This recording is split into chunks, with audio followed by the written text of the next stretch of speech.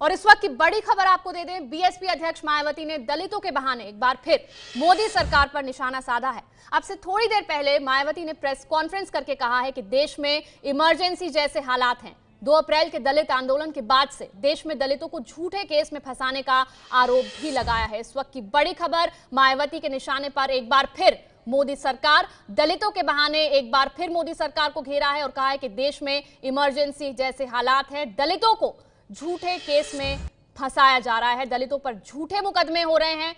ये गंभीर आरोप लगाया है मायावती ने। मोदी सरकार में यह भी कहा है कि देश में इमरजेंसी जैसे हालात हैं। प्रदेश के बीजेपी के कुछ दलित सांसदों द्वारा उनके अपने ऊपर बीजेपी सरकार द्वारा की जा रही उपेक्षा व जातिवादी व्यवहार तथा आए दिन दलितों पर हो रही जुर्म जाति के संबंध में जो बयानबाजी की जा रही है, वह केवल उनकी कोरी स्वार्थ की राजनीति व नाटकबाजी ही ज्यादा लगती है। वैसे तो बीजेपी की सरकार में काफी लंबे समय से खासकर दलितों व आदिवासी समाज के लोगों के ऊपर आए दिन किसी न किसी मामले को लेकर अन्याय व अत्याचार आदि का पहाड़ टूटता रहता है और जिसके विरोध में वह दुखी होकर फिर मुझे संसद तक से भी अपना इस्तीफा देना पड़ा है।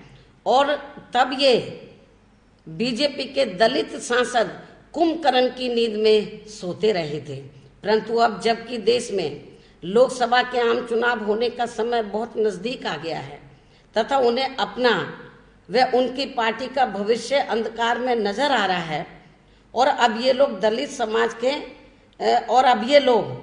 दलित समाज में धुतकारे भी जा रहे हैं, जिससे बचने के लिए ही अब ये लोग इस किस्म की नई नाटकबाजी कर रहे हैं। सत्ताधारी पार्टी बीजेपी को ये समझ लेना चाहिए कि वे इनके साथ आग से खेलने की कोशिश ना करें। वे इनके साथ आग से खेलने की कोशिश ना करें, वरना फिर इनकी भी कहीं वही बुरी दुर्गति ना हो जाए जो यहाँ सन 1975 की लगी इमरजेंसी के बाद सन 1977 के लोकसभा आम चुनाव में कांग्रेस पार्टी की हुई थी। और फिर यहाँ देश के करोड़ों गरीबों, मजदूरों, किसानों, दलितों, आदिवासियों व अन्य पिछड़े वर्गों तथा मुस्लिम व अन्य धार्मिक अल्पसंख्यकों आदि की लगी हाय अगले चुनाव में तो उनको खत्म व बर्बाद भी कर सकती है।